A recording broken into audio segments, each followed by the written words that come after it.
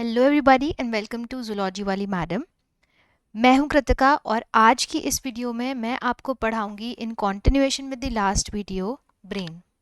Last video में हमने पढ़ा कि ब्रेन की आउटर कवरिंग्स मेनिंजेस क्या होती हैं, ब्रेन की डेवलपमेंट कैसे होती है, वेंट्रिकल्स क्या हैं, वो सब। आज की इस वीडियो में हम पढ़ेंगे द पार्ट्स ऑफ ब्रेन। सबसे पहले we will start with forebrain. Forebrain का सबसे पहला पार्ट जो होता है दैट इज सेरिब्रम। ठीक है, सेरिब्रम जो होता है ना, ये पार्ट जो मेजर पार्ट है ब्रेन का, ये आउटर वाला, ये सारा क्या है, दिस इज सेरिब्रम। ठीक है, तो ये कैसे दिखाया हुआ है, हमारा सेरिब्रम सारा यहाँ पर होता है और इस सेरिब्रम को दो पार्ट्स में डिवाइड किया जाता है। यहाँ बीच में से ऐसे एक लॉन्गिट्यूडनल फिशर, ऐसे एक लॉन्गिट्यूडनल फिशर पास करता है जो इस सेरिब्रम को दो हाफ्स में डिवाइड करता है, जिन्हें हम बोलते हैं सेरिब्रल हेमिस्फीयर्स। तो आधा हेमिस्फीयर इधर है, आधा हेमिस्फीयर इधर है। ठीक है, तो मतलब एक हेमिस्फीयर इधर है, एक हेमिस्फीयर इधर है, और यहाँ पर हमें एक हेमिस्फीयर दिखाया हुआ है, एक सेरिब्रल हेमिस्फीयर। ठीक है, तो सेरिब्रम जो है it is the most prominent spherical structure. ठीक है, और ये मेजर पार्ट ऑफ ब्रेन बना रहा है। इस सेरिब्रम को मैंने आपको बताया दो सेरिब्रल हेमिस्फीयर्स में डिवाइड किया गया है, राइट और लेफ्ट। राइट और लेफ्ट सेरिब्रल हेमिस्फीयर्स जो है ऐसे बीच में एक लॉन्गिट्यूडनल फिशर से डिवाइडेड होते हैं। अब फिशर क्या होता है, कोई भी डीप डिप्रेशन ऐसे। तो इधर एक सेरिब्रल हेमिस्फीयर है, इधर एक सेरिब्रल हेमिस्फीयर है, इनके बीच में ऐसा एक लॉन्गिट्यूडनल फिशर या डिवीजन है। ठीक है, अब इस डिवीजन का मतलब ये नहीं है कि दोनों सेरिब्रल हेमिस्फीयर्स आपस में जुड़े नहीं होते।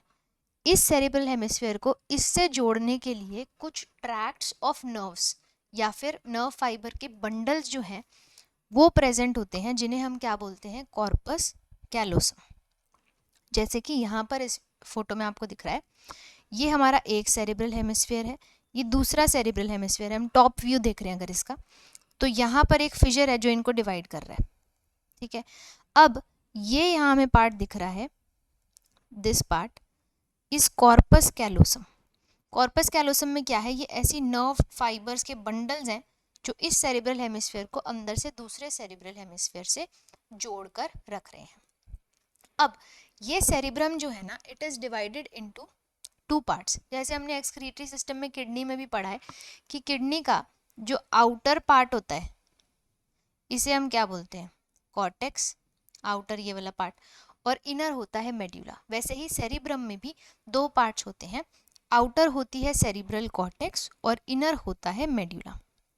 जैसे कि इस फोटो में यहाँ पर आपको दिख रहा है, ये पार्ट जो ये है इतना शेडेड पार्ट, ये तो है हमारा सेरिब्रल कॉर्टेक्स, और अंदर का जो सारा पार्ट होगा this one, this is cerebral medulla.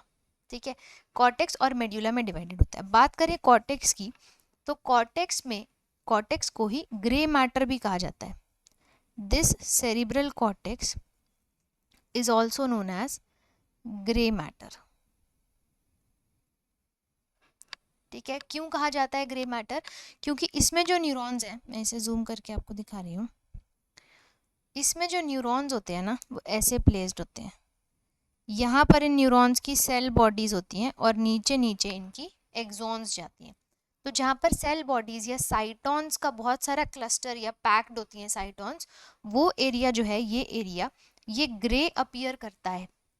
इसीलिए आउटर जहाँ भी साइटॉन्स ये इकट्ठी हुई हुई हैं, पैक्ड है, इस आउटर एरिया रीजन को हम बोलते हैं ग्रे मैटर। और अंदर वाला रीजन जो होता है, यहाँ पर ये माइलिनेटेड एक्सॉन्स प्रेजेंट होती हैं जो कि वाइट कलर में होती हैं। यहाँ मैं रेड से बना रही हूँ क्योंकि वाइट नहीं दिख रहा है। तो ये माइलिनेटेड एक्सॉन्स यहाँ पर बहुत सारी प्रेजेंट होती हैं, और इतनी सारी माइलिनेटेड एक्सॉन्स की प्रेजेंट होने की वजह से ही ये जो है ये वाइट अपीयर करता है। इसीलिए अंदर वाले इस एरिया को हम बोलते हैं वाइट मैटर। तो आउटर ग्रे मैटर और इनर वाइट मैटर। ठीक है, ये सेरिब्रम जो है ये इतना बड़ा होता है कि इसमें 10% ब्रेन के सारे न्यूरॉन्स का 10% सिर्फ और सिर्फ सेरिब्रम में प्रेजेंट होता है। सेरिब्रम इतना सा और इसमें इतने सारे न्यूरॉन्स कैसे प्रेजेंट हैं, तो सेरिब्रम में क्या होता है, जैसा कि आप इस फोटो में देख सकते हैं, ये कॉन्वोल्यूटेड सरफेस होता है, बहुत ही फोल्डेड सा सरफेस होता है, कॉन्वोल्यूशंस प्रेजेंट होती हैं। जैसे यहाँ देख रहे हो, ये अंदर यहाँ भी है, फिर यहाँ भी है, फिर ये कॉन्वोल्यूशंस फोल्ड्स प्रेजेंट है। फोल्ड्स जहाँ प्रेजेंट होंगे वहाँ सरफेस एरिया क्या हो जाएगा, इंक्रीज। हम पढ़ते हैं ना इंटेस्टाइन में माइक्रोविलाई होते हैं, तो विलाई भी क्या होते हैं, ऐसी ऐसी तो फोल्डिंग्स होती हैं, ठीक है। इन फोल्डिंग्स की वजह से क्या होता है, सरफेस एरिया इंक्रीज होता है। जितना ज़्यादा सरफेस एरिया होगा उतने ज़्यादा न्यूरॉन्स को ये एकोमोडेट कर पाएगा, ठीक है। अब ये जो फोल्ड्स होते हैं, जो कॉन्वोल्यूटेड सरफेस है, इन कॉन्वोल्यूशंस के भी टाइप्स हैं। जैसे ये जो ऊपर ऊपर हमें ऐसी ऐसी सिर्फ ये ब्लू वाला एरिया ये दिख रहा है, इन्हें हम बोलते हैं गायरस या फिर गायराए, ठीक है। जो छोटे छोटे फोल्ड्स हैं, जैसे ये अंदर, ठीक है, छोटे छोटे डिप्रेशंस हैं, इन्हें हम बोलते हैं सल्कस, ठीक है। और जो लंबे ये बहुत डीप डिप्रेशंस हैं, इन्हें हम क्या बोलते हैं, फिशर्स। तो कॉन्वोल्यूशंस भी जो हैं, इनको भी 3 पार्ट्स में डिवाइड किया गया है। जो ऊपर की रिजेस हैं उन्हें हम बोल रहे हैं गायरस, जो छोटे से डिप्रेशंस हैं उन्हें हम बोल रहे हैं सल्कस, और जो बहुत डीप डिप्रेशंस हैं इन्हें हम बोल रहे हैं फिशर। क्लियर। इन कॉन्वोल्यूशंस की वजह से जो सेरिब्रम का सरफेस एरिया है ना, वो 3 फोल्ड्स इंक्रीज हो जाता है। 3 फोल्ड्स मतलब ट्रिपल हो जाता है surface area due to these convolutions. और इन कॉन्वोल्यूशंस में से भी 2/3 एरिया जो होता है वो छुपा हुआ होता है सल्कस और फिशर में। 2/3 कॉर्टेक्स का area is only hidden in the form of ये जो कॉन्वोल्यूशंस हैं या फोल्ड्स हैं, सल्कस एंड फिशर। अब ये जो सेरिब्रम है ना, इस सेरिब्रम को 4 लोब्स में डिवाइड किया गया है। लोब्स कैसे, जैसे हमने क्रेनियम की बोन्स पढ़ी, ठीक है, लोकोमोशन मूवमेंट चैप्टर में पढ़ी थी, frontal bone, parietal bone, temporal bone और ऑसिपिटल। मेजर ऊपर से दिखने वाली यही सारी बोन्स हैं। और इन्हीं के हिसाब से हमारा जो ये है सेरिब्रम है, इसको भी 4 लोब्स में डिवाइड किया गया है, 4 मेजर लोब्स में डिवाइड किया गया है। फ्रंटल बोन के नीचे होती है फ्रंटल लोब, ये है हमारी फ्रंटल लोब, ठीक है। पेराइटल बोन के नीचे होती है पेराइटल लोब, ये होगी पेराइटल लोब। टेम्पोरल बोन के नीचे होगी टेम्पोरल लोब, ये है टेम्पोरल लोब। और लास्ट ऑसिपिटल बोन के नीचे है ऑसिपिटल लोब। तो इन्हीं बोन्स के बेसिस बोन्स के साथ साथ ही सेरिब्रम की भी लोब्स में डिवीजन है। इन लोब्स का अलग अलग काम भी होता है, अलग अलग चीज़ों में ये इन्वॉल्व होती है। जैसे अगर हम फ्रंटल लोब की बात करते हैं तो frontal lobe is involve in thinking, creativity, reasoning, will power, muscle movement, speech, इन सब चीज़ों में इन्वॉल्व होता है। पेराइटल लोब जो है ये सेंस करता है टच, पेन, हीट, कोल्ड, इसमें गस्टेटरी एरियाज भी प्रेजेंट होते हैं, नॉलेज में भी हेल्प कर रहा है कहीं ना कहीं। Temporal lobe is involve in sound, smell, memory, language, इन सब चीज़ों में ये हेल्प कर रहा है। और जो ऑसिपिटल लोब है ये विजन में हेल्प करता है, ठीक है। इन लोब्स के साथ साथ सेरिब्रम में कुछ फंक्शनल एरियाज भी प्रेजेंट होते हैं। 3 फंक्शनल एरियाज, 4 लोब्स हैं जिनके काम मैंने यहाँ लिखे हुए हैं। इसके साथ साथ 3 फंक्शनल एरियाज भी प्रेजेंट होते हैं।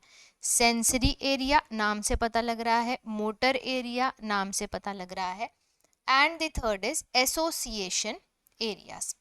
एसोसिएशन एरियाज जो होते हैं उनमें भी फर्दर 3 चीज़ें होती हैं, इंटरसेंसरी एरिया, मेमोरी और कम्युनिकेशन, ठीक है। इंटरसेंसरी एरिया मतलब बहुत सारी सेंसेस को इकट्ठा काम कराने वाला, उनको इकट्ठा कोऑर्डिनेट करके काम कराने वाला। जैसे it allows us to touch, smell, taste at the same time. एक ही चीज़ पर, ऐसा तो नहीं है कि हमारा सिर्फ ऑसिपिटल लोब से हम सिर्फ एक चीज़ को देख ही पा रहे हैं, नहीं, अगर उसको देख रहे हैं साथ साथ हम उसे स्मेल भी कर सकते हैं, स्मेल कर रहे हैं साथ साथ हम उसे टेस्ट भी कर सकते हैं। सारी सेंसेस इकट्ठा काम करती हैं इंटर सेंसरी एरियाज की वजह से। ये तो हुआ सेरेब्रल कॉर्टेक्स। अब हम बात करते हैं अंदर वाला एरिया, जो वाइट मैटर वाला एरिया जो मैंने तुम्हें बताया था, सेरिब्रल मेड्यूला। सेरिब्रल मेड्यूला में क्या होता है, इसमें होते हैं माइलिनेटेड एक्सॉन्स, जिनकी वजह से वाइट कलर का अपीयर करता है, इसीलिए इसको वाइट मैटर कहा जाता है। वाइट मैटर के साथ साथ इस एरिया में ग्रे मैटर के भी कुछ छोटे छोटे जो हैं क्या बोलते हैं मासेस होते हैं। उन मासेस को हम बोलते हैं बेसल गैंग्लिया या फिर बेसल न्यूक्लियाई। ठीक है, इन मासेस का काम क्या होता है, इन बेसल न्यूक्लियाई का काम क्या है वाइट मैटर में, कि ये बेसल न्यूक्लियाई जो है ये रेगुलेट करते हैं बॉडी की मूवमेंट्स को, आई मूवमेंट को, और subconscious contractions of skeletal muscles. Subconscious contraction of skeletal muscle, जैसे कि जब हम वॉक कर रहे हैं तो हमारे हाथ आगे पीछे अपने आप सबकॉन्शियसली मूव करते हैं, हमें वॉलंटरली वो नहीं कराने पड़ते। ऐसी कॉन्ट्रैक्शन या ऐसी बॉडी मूवमेंट्स को कंट्रोल करते हैं ये तीन masses of grey matter in the cerebral medulla. इसके अलावा फोर ब्रेन में आ रहे हैं कुछ और छोटे छोटे स्ट्रक्चर्स, जैसे कि सबसे पहले है एमिगडाला। एमिगडाला एक बादाम की शेप का एक डीप सेरिब्रम में स्ट्रक्चर होता है टेम्पोरल लोब के आसपास। इसका मेन काम होता है हमारे मूड्स में भी जो इमोशंस हैं, इमोशंस में भी सबसे ज़्यादा फियर को, एग्रेसिवनेस को, एंगर को कंट्रोल करता है एमिगडाला। इस पे इससे ज़्यादा क्वेश्चन पूछा नहीं जाता। ठीक है, दूसरा छोटा पार्ट जो यहाँ पर इंक्लूड होता है that is called hippocampus. Hippocampus जो होता है ये भी फोर ब्रेन का ही एक पार्ट है, जो कि मिक्स करता है। देखो सबसे पहला काम इसका पढ़ते हैं, mixes signals of smell and memories. कभी ऐसा होता है हम कहीं से ऐसे ही गुजर रहे हैं, अब गुजर रहे हैं तो हमें कोई ऐसी स्मेल आई, और उस स्मेल को, चाहे वो परफ्यूम की स्मेल है चाहे वो खाने की स्मेल है, और उसको स्मेल करते ही हमें कुछ ऐसी मेमोरीज याद आ जाती हैं। सपोज परफ्यूम की कोई स्मेल है, ठीक है, तो हमें उस परफ्यूम से किसी इंसान की याद आ जाती है कि अरे ये परफ्यूम तो जो है ये लगाता था, है ना, या ये लगाती थी। तो उन दोनों चीज़ों को कनेक्ट करना, उन दोनों सिग्नल्स को मिक्स करने का काम कौन कर रहा है, हिपोकैम्पस। ठीक है, नेक्स्ट, अब हमें याद आया कि अरे ये तो ये इंसान लगाता था, उसकी याद आई, उससे रिलेटेड फिर कुछ और मेमोरीज, कुछ और इवेंट्स आसपास के, कि उसने उस दिन ऐसे किया था, उसने, हम यहाँ गए थे, हमने ये खाया था, कुछ भी चीज़ जो आपको उससे रिलेटेड याद आ रही है। ठीक है, उसको भी कौन कर रहा है, कंट्रोल कर रहा है, हिपोकैम्पस। कुछ चीज़ें आपको लगता है ऐसी होती हैं जो हम एक बार देखते हैं, एक बार सुनते हैं, उसी टाइम थोड़ी देर के लिए याद रहती है और शॉर्ट टर्म में भूल जाती है।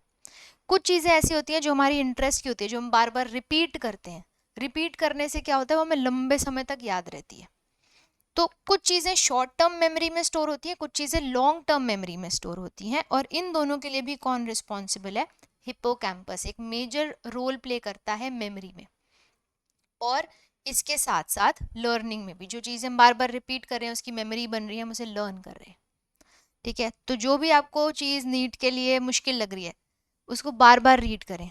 जहाँ आप सो रहे हैं, उठ रहे हैं, उसके आसपास छोटे छोटे स्टिकी नोट्स अपने बेड पे, अपनी वॉल्स पे, हर जगह लगा लो। आते जाते जब उसको बार बार देखोगे, उसको बार बार रीड करोगे, तो वो आपके दिमाग में वैसे ही फिट होता रहेगा। हिप्पोकैम्पस उसको लॉन्ग टर्म मेमोरी में कन्वर्ट कर देगा।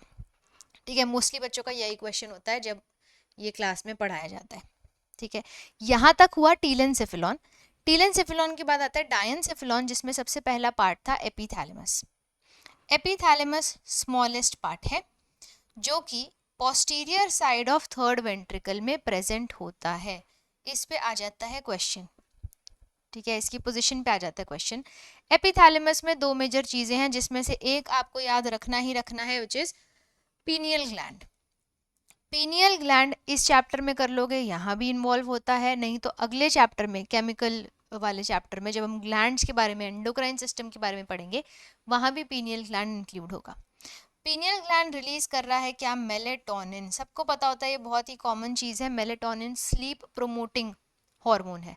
ये हमारी डायर्नल साइकिल्स को या डायर्नल रिदम, सर्कैडियन रिदम्स को कंट्रोल करता है। जैसे एक स्लीप वेक साइकिल है कि रोज अगर हम एक ही समय पे सो रहे हैं, उठ रहे हैं, तो उसी समय पे हमें नींद आने भी लग जाती है और उसी समय पे सुबह नींद खुल भी जाती है। ठीक है, जब स्कूल जाना होता है, तो हम रेगुलर एक टाइम पे सुबह उठ रहे होते हैं। जिस दिन छुट्टी होती है उस दिन जरूर उस टाइम पे नींद खुलती ही खुलती है। क्यों? क्योंकि बॉडी को वो स्लीप वेक साइकिल की आदत है। वो कौन कंट्रोल कर रहा है? मेलेटोनिन। क्लियर? उसके बाद आता है हैबेन्यूलर न्यूक्लियस। हैबेन्यूलर न्यूक्लियस में क्या होता है? जैसे अभी हमने हिप्पोकैम्पस में पढ़ा कि स्मेल से रिलेटेड हमें कोई ना कोई मेमोरी याद आ जाती है। उस मेमोरी को याद करके अगर मान लो खाने की बहुत अच्छी खुशबू आई, हम बाहर रहते हैं घर से, कहीं पीजी में रह रहे हैं, कहीं हॉस्टल में रह रहे हैं, खाने की बहुत अच्छी खुशबू आई, मम्मी की याद आ गई, मम्मी की मेमोरी के साथ इमोशंस भी, रोने लग गया है मम्मी, है मम्मी, मम्मी घर जाना है ना? तो वो सारा कौन कंट्रोल कर रहा है? हैबेन्यूलर न्यूक्लियस। नेक्स्ट एपिथैलेमस के बाद आता है थैलेमस। बहुत इंपॉर्टेंट पार्ट है थैलेमस। थैलेमस एक छोटा सा बीच में स्ट्रक्चर है जिसके अराउंड पूरा सेरिब्रम होता है। तो सेरिब्रम के बीच में उससे चारों तरफ से सराउंडेड एक स्ट्रक्चर होता है थैलेमस। थैलेमस के ऊपर है एपिथैलेमस, थैलेमस के नीचे है हाइपोथैलेमस। क्लियर? थैलेमस जो होता है इसको मेजर कोऑर्डिनेटिंग सेंटर बोला जाता है या फिर रिले सेंटर बोला जाता है। कैसे? जो भी हमारे पास सिग्नल आ रहा है ब्रेन के पास, वो पहले थैलेमस के पास जाएगा। मोटर सिग्नल, सेंसरी सिग्नल सारे पहले वो थैलेमस के पास जाते हैं। थैलेमस ये डिसाइड करता है कि इसको मैं किस लोब में भेजूं, किस ब्रेन के एरिया में भेजूं, कहाँ का सिग्नल है ये। फिर थैलेमस उसको डिस्ट्रीब्यूट करता है ब्रेन में।